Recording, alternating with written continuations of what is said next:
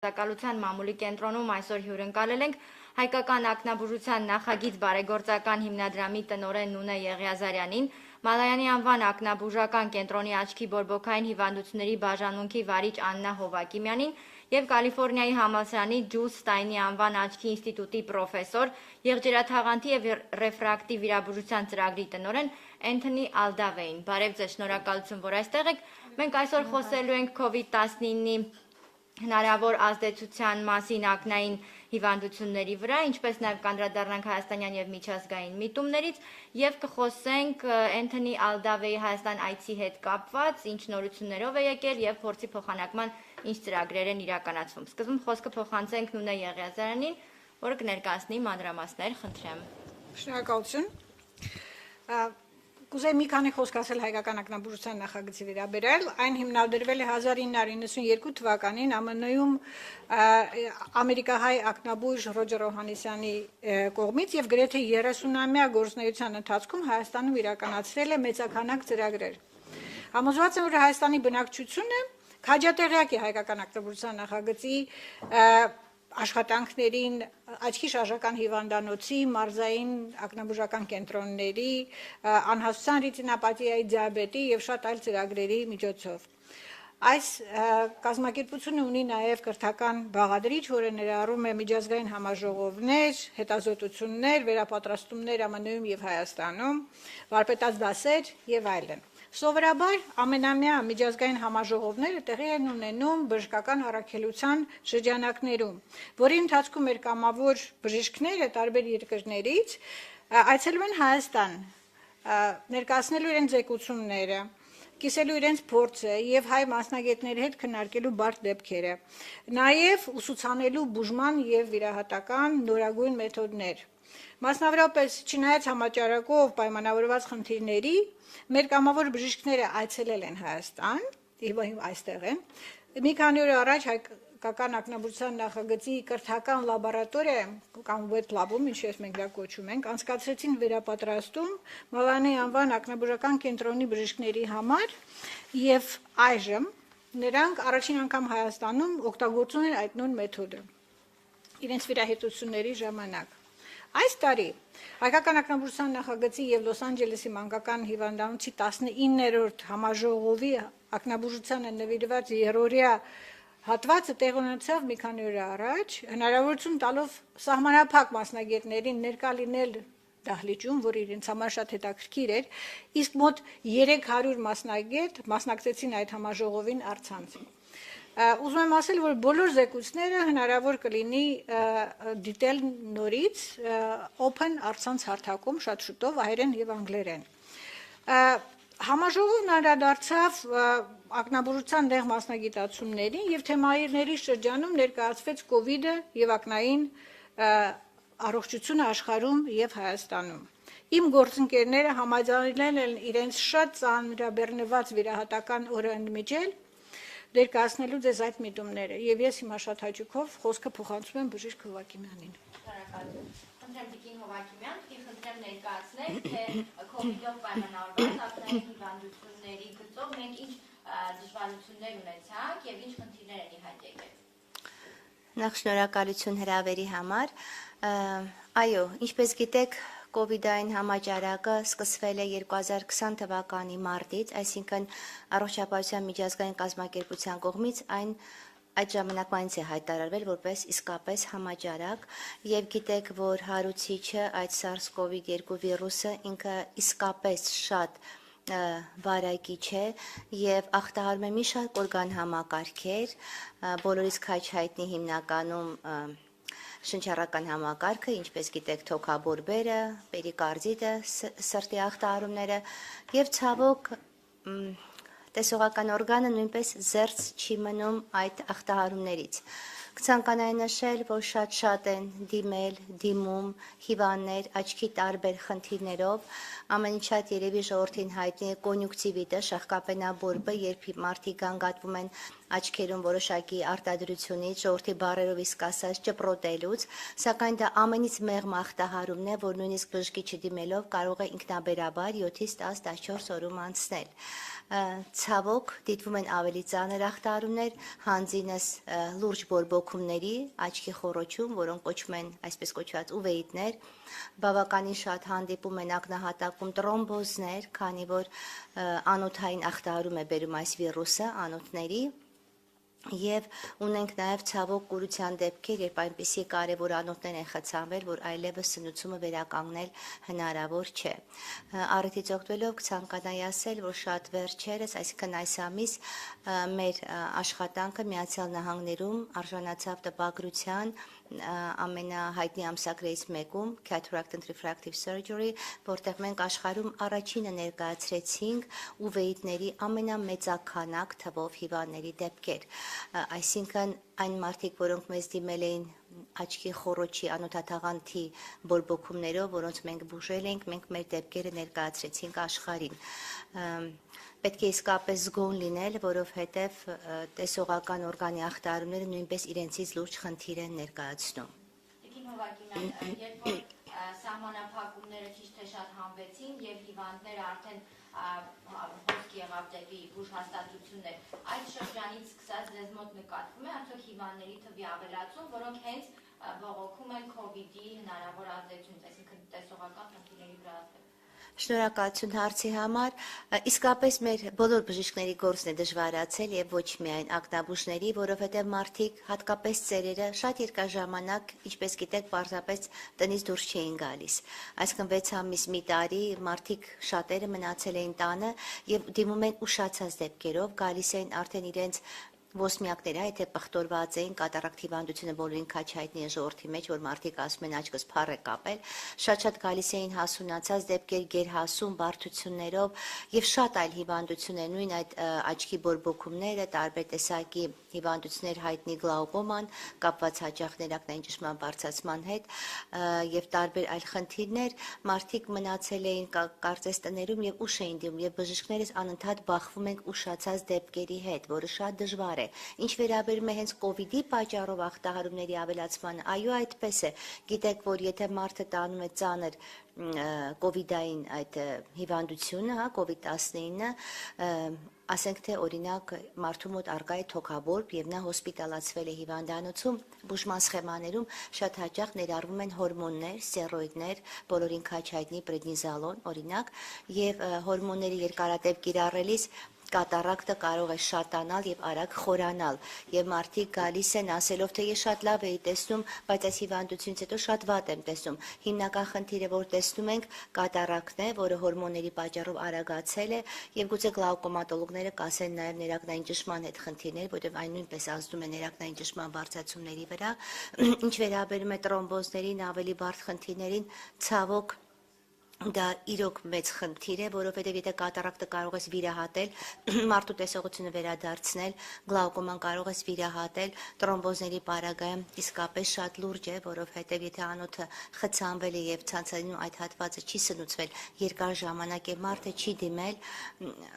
երբեմն ցավոք լինում են անդարձելի ախտահարումներ։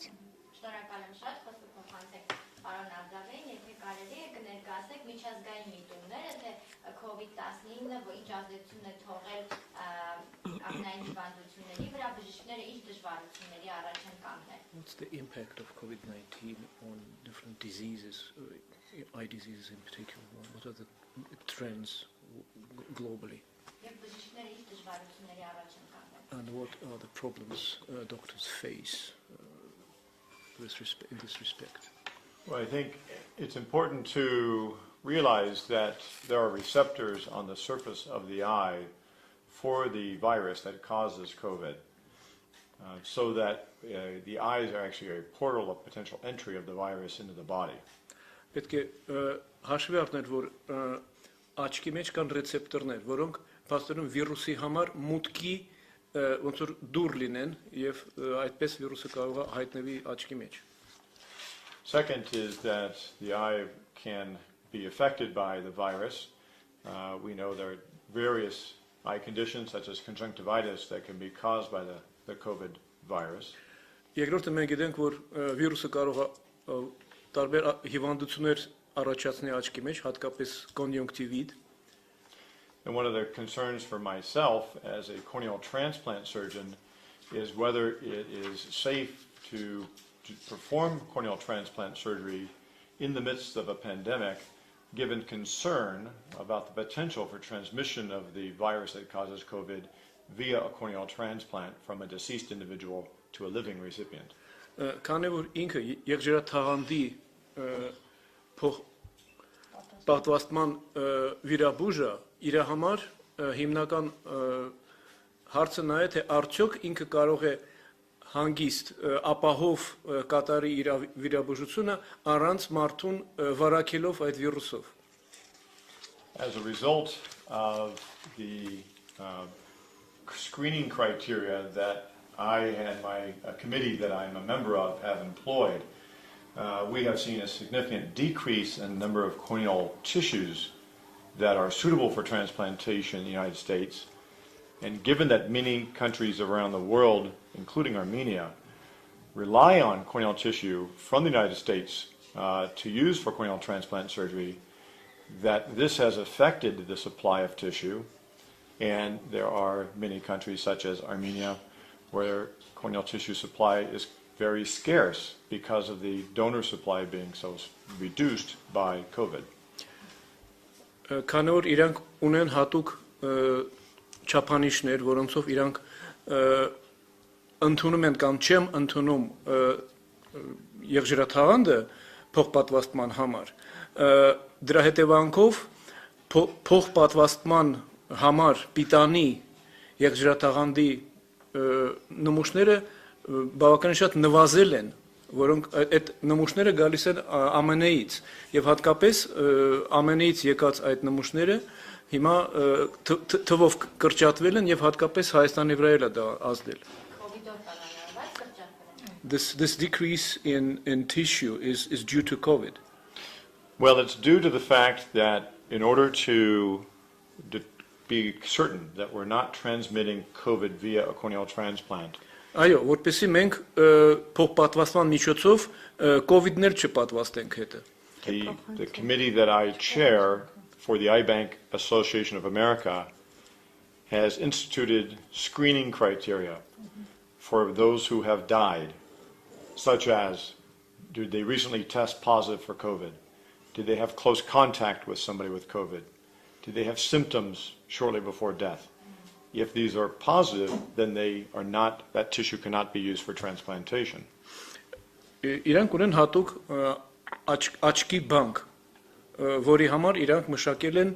ընդունման պիտանելիության չափանիշներ։ Եվ իրանք նայում են, եթե այդ անձը, ումից իրանք վերցրել են նմուշը, եթե այդ մարդը կոնտակտ է ունեցել ինչ-որ մեկի հետ, ով որ մահացել է COVID-ից, կամ ով որ COVID-ի սիմպտոմներ է ունեցել, իրանք չեն կարող այդ մարդուց արդեն դոնորական նմուշ վերցնեն։ Հյուսվածք։ My hope is that as we have recently revised the guidelines for who is a donor in the United States to include the vaccination status,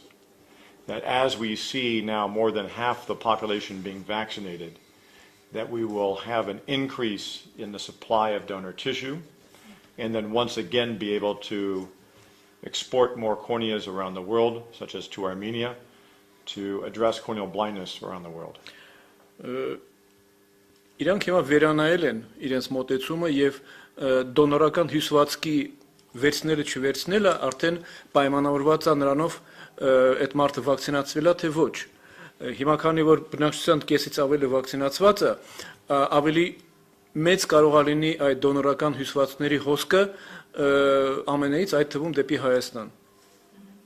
Շնորհակալություն, պարոն Անդավե, հարցս պատվաստումներին է վերաբերում։ Հիմա Հայաստանում թեժ քննարկումներ են։ There's a hot discussion in Armenia whether to vaccinate or not. As a specialist, please tell us. Will they have impact on eye diseases and how safe they are, the vaccines and vaccinations? Well,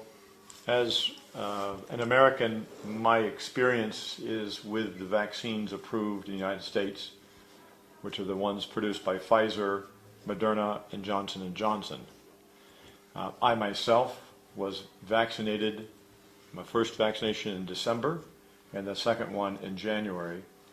I was early to receive it because a healthcare worker, I'm at increased risk of acquiring the disease. Ինքը իր փորձից կարող ասի, որ ինքը քանի որ բժիշկը իրան պետք էր վակցինացվել, ինքը առաջի իր վակցինան ստացել է դեկտեմբերին, երկրորդը հունվարին, Ամերիկայում ընդունված վակցիաները Pfizer-ն են, Johnson & Johnson-ը եւ Moderna-ն. Yes, please. I would say that without hesitation, the vaccines are safe and effective. The data is clear that vaccination reduces the risk of becoming infected with the virus that causes COVID-19 infection, reduces the risk of hospitalization, and reduces the risk of death. Ինքը ասում է, որ առանց կասկածի ես գտնում եմ, որ վակցինան անվտանգ է եւ կարելի է ասել, որ վակցինան նվազեցնում է COVID-ի ռիսկը, հոսպիտալիզացման ռիսկը եւ մահի ռիսկը. Obviously, the vaccines that are available throughout the world differ by country. In China, Sinovac is offered. I know here in Armenia that the Sputnik virus or Sputnik vaccine is offered. All of these vaccines, however, all of them, again, reduce the risk of being infected and reduce the risk of it being transmitted to others in the population. Վակցիաները տարբերվում են երկրից երկիր. Չինաստանում դա Sinovac-ն է, Sputnik-ը Ռուսաստանում. Բոլոր այդ վակցինաները կրճատում են վարակման ռիսկը. So I would strongly encourage all of those who are listening to become vaccinated, if not for yourself, for the people you love, to protect them from acquiring the disease. Եվ ինքը կոչ է անում բոլորին վակցինացվել, եթե ձեզ համար չեք վակցինացում, գոնե նրանց համար վակցինացեք, ում որ դուք սիրում եք եւ գնահատում եք. Եվ մեզ մոտ այդ քննարկումների շրջանում During these discussions, there have been concerns that vaccines can impact reproductive health. Can vaccines have an impact on your domain, on the ophthalmology domain? I think we need to separate information that's in the public domain between that is based on evidence and that is based on theory or rumor. Պետք է այստեղ տարբերակել այս զրույցների մեջ այն տեղեկությունը, որը հիմնված է ապացույցների վրա, եւ այն տեղեկությունները, որոնք շշուկների եւ բամբասանքի վրա են հիմնված. As far as I am aware,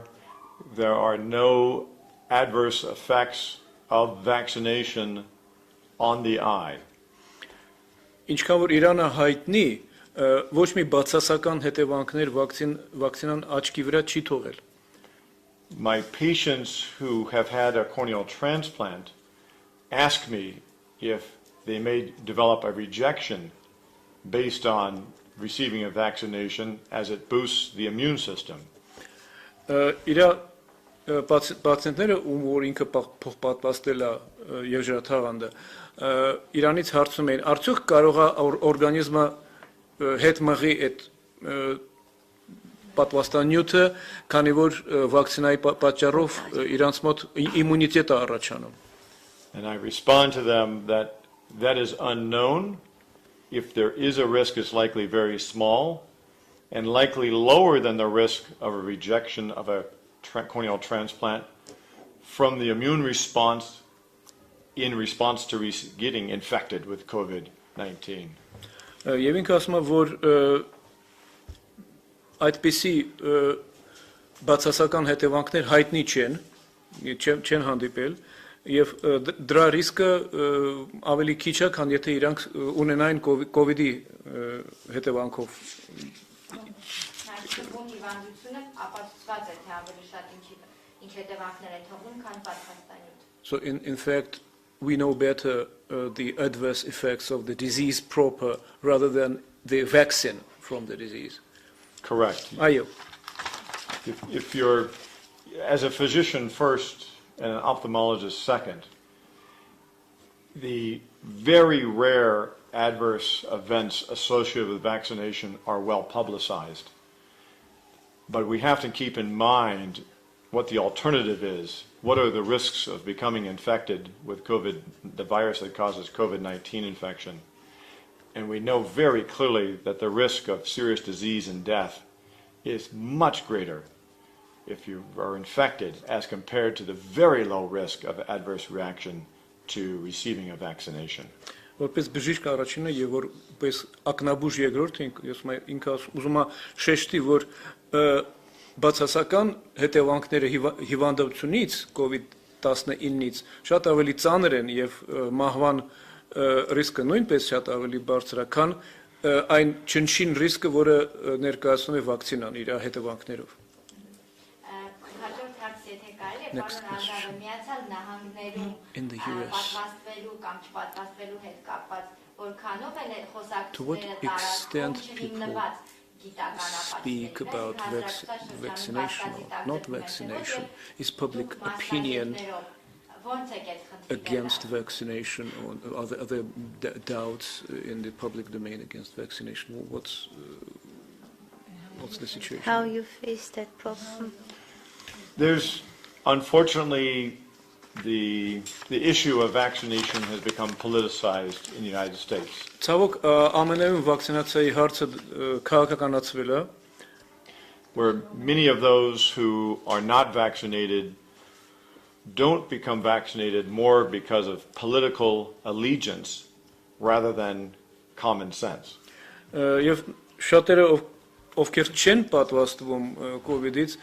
ավելի շատ իրենց քաղաքական նախընտրությունից են ելնում, քան սովորական գիտակցությունից, առողջ բանականությունից։ It seems to me that those who are anti-vaccination will look for stories in social media of adverse reactions to vaccination in order to justify not being vaccinated. Իրան թվում է, որ նրանք, ովքեր դեմ են վակցինասային, սոցցանցերում փնտրում են հատուկ ինչ-որ պատմություններ, որոնցով իրանք կարող են արդարացնել իրենց հրաժարումը վակցինացիայից։ Or they may point to examples of vaccinated individuals who still become infected with COVID-19 infection. Կամ իրանք կարող են դիմեն այն օրինակներին, երբ որ պատվաստված մարդիկ միևնույնը հիվանդացել են COVID-ով։ But as a physician, I think it's important to keep in mind that we never promised the vaccine to prevent infection in 100% of cases. That was never the expectation. Բայց իբրև բժիշկ ասում եմ, ուզում եմ շեշտել, որ ոչ ոք չի խոսք տվել, որ այդ վակցինան 100%-ով կարող է ապահովի մարդուն հիվանդությունից։ As with any other public health measure, such as wearing seat belts when you're in a car, wearing a helmet when you ride a motorcycle, the goal with the vaccination is to reduce the risk of disease, infection, and serious illness and death, not to prevent it in 100% of cases. Նույնը ինչպես ամրագոտիները եւ սաղավարտը չի պաշտպանում ձեզ 100%-ով։ Նույնն էլ վակցինան 100%-ով դες այդ ռիսկից չի ապահովում։ Նվազեցնում է ռիսկը։ But it reduces the risk. Thank you. Next question to Messi Azara. Փորձի փոխանակման աշխատանքներ են իրականացում, ծրագրեր իրականացում։ Խնդրեմ մանրամասներ այս անգամ ինչ նորություն կա եւ պարոն Ալդավեի այսը ինչով է տարբերվում։ Այս անգամ մենք շատ հետաքրքիր վարպետաց դաց ունեցանք, որը իրականացվեց Վետլաբում, Մալանի անվան հիվանդանոցի բժիշկները պարոն Ալդավեի գլխավորությամբ եւ մեկ այլ բժշկի գլխավորությամբ փորձարկեցին նոր մեթոդ, որը հնարավորություն է տալիս ավելի մեղմացնող երևի, բժիշկ Հակիմյան, տարբերակով անել փոխպատվաստումը, դա առաջին անգամ է արվում Հայաստանում, ավելի խնայողական մոտեցում է, այդպիսի մոտեցումները իսկապես շատ կարևոր են, ինչ վերաբերում է հայկական ակնաբուժության նախագծի, դա իր ցանկությունն է եւ միշտ նման փորձ է եղել բերել նորույթը, անել այն ամենը, ինչ աշխարհում կա եւ հպարտությամբ կարող ենք ասել, որ մեր գործընկերները Հայաստանում անում են գրեթե բոլոր վիրահատությունները, որոնք արվում են աշխարհում։ Այստեղ իհարկե մեզ համար շատ մեծ պատվար է եւ օգնություն է մեր կամավոր բժիշկները, ովքեր գալիս են տարիից տարի Հայաստան եւ բերում են իրենց փորձը, այս պարագայում այս անգամ եղել է դոկտոր Ալդավեն։ Միգուցե բժիշկ Հակիմյան մեթոդը ինչ է ինձ ենթադրում, որքանով է այն ձեր գործն առավել հեշտացնում։ Եղջերաթաղանթի փոխպատվաստումները ընդհանրապես կատարվում են Հայաստանում դեռևս 1986 թվականից սկսած, եթե չեմ սխալվում, թե 84 եւ առաջին այն կատարել է պրոֆեսոր Մալայանը մեր կենտրոնում եւ մեր բաժանմունքը որպես եղջերաթաղանթի բորբոքումների բաժանմունք շարունակում է այդ գործը, սակայն ինչպես գիտեք, բոլոր մեթոդները ժամանակի մեջ բավականին շատ հարստանում են նորամուծություններով եւ այն ամեն ինչ արվել է տարիներով, դա ամբողջական փոխպատվաստումն է, իսկ եղջերաթաղանթը, որպեսզի մարդիկ պատկերացնեն, դա աչքի արտաքին պատուհանն է ընդամենը, թափանցիկ մասը, որը ապահովում է լույսի մուտքը դեպի ակնահատակ ցանցաթաղանթ եւ շերտավոր փոխպատվաստման պարագայում միշտ կա բավականին մեծ ռիսկ, որ օրգանիզմը այն չի ընդունի, կոտարի, քանի որ բավականին շատ հյուսվածք է տրվում տվյալ անձին։ Այժմ ամբողջ ակնաբուժական աշխարհը եղջերաթաղանթի մասնագետներ, այսպես ասած, արդեն մոտ 10-15 տարի, երևի 20, չէ 15 երևի միգուցե, անցել են հիմնականում շերտավոր մեթոդներին։ Ինչ է կոչում շերտավոր? Կոչում է, որ ոչ բոլոր շերտերն են փոխպատվաստվում, այլ եթե հիվանդություն ունի մարդը, երբ իր եղջերենը միայն ներսի շերտն է ախտարված, կարիք չկա ամբողջացությամբ այն փոխել։ Կարելի է ընդհանրապես այդ ներքին շերտը փոխել եւ մարդը կստանա նոր բջիջներ եւ եղջերին կթափանցիկանա, կպարզվի եւ նա նորից կտեսնի։ Եթե ունի հիվանդություն, բոլորին քաչ հայտնի կերատոկոնուս, որ եղջերին կոնուսաձև փքվում է եւ միայն առաջային շերտերն են տուժված, սակայն ներսը առողջ է դեպի աչքի հատակ նայող հատվածը, ինչու մարդուն փոխել ամբողջ եղջերաթաղանթը, եթե կարելի է ընդհանրապես առաջային շերտերը փոխել։ Մենք արդեն այս շերտավոր վիրահատությունները անում ենք երևի շուրջ 11-12 տարի է եւ փորձը գնալով շատանում է, հարստանում է, սակայն այստեղ նույնպես գնում են նորամուծություններ։ Այդ շերտավոր փոխպատվաստումներից մեկը, որ կոչվում է էնդոթելիալ փոխպատվաստում, ներսի շերտի, կարծես ունի իր տեսակները՝ դիսեք, դիմեք, չեմ ուզում անդրանալ այս տերմինների վրա, բայց մենք անում ենք դիսեք, հիմա նորամուծություն է վերվում դիմեք անել, որը ել ավելի նուրբ միջամտություն է, որպեսզի պատկերացնենք ընդամենը 10 միկրոն հաստության մազից ավելի բարակ հյուսվածք է դրվում աչքի մեջ։ Այսինքն ընդամենը նուրբ բջիջների մի շերտ օտար դոնորական հյուսվածքից, այսպես ասած, եւ հիվանդն վատ չի զգում, որ իրեն ուրիշի բջիջներ են տրվել, ուրիշի հյուսվածք է տրվել, եւ պատկերացրեք, արդյունքները հրաշալի են։ Մենք 7 հիվանդի վիրահատեցինք միասին, 3 եւ 3-ի առաջի օրը, եւ այսօր նրանցից 4-ի մոտ արդեն կարծես փայլում էր աչքը, եղջերին բավականին պարզ էր, տեսողությունն էր լավացել, եւ մենք այդ վետ լաբում, որտեղ 3 ժամ իրենց կողմից բերված մոտ 22 հյուսվածքների փորձարկումներ կատարեցինք, բավականին հմտություններ ձեռք բերեցինք այսպես կոչած փոքրիկ նյուանսների առումով եւ արդեն վստահ եմ հաջողությամբ կիրականացնենք նաեւ այս մի տեսակը դիմեք կոչվածը, որը ավելի նուրբ գործողություն է, շատ ավելի խնայողական աչքին։ Եվ դոկտոր Ալդավեն շարունակաբար այցելում է մեզ եւ նրա հաջորդ այցը միգուցե կլինի 3 կամ 6 ամսից եւ մենք այս գործը շարունակաբար պետք է անենք։ Ես նոր փորձում եմ բարձել քանի անգամ է դոկտոր Ալդավեն եղել Հայաստանում, մենք հաշվեցինք մոտավորապես 7 կամ 8։ 7 կամ 8։ Եվ հույս ունենք, որ եւս կշարունակի։ Այո, անշուշտ։ Պարոն Ալդավեն, հարցը ձեզ է մոտ։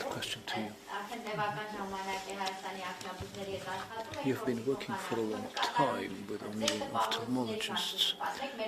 What's your impressions about our professional skills? Well, there's a reason that I've been to Armenia so many times,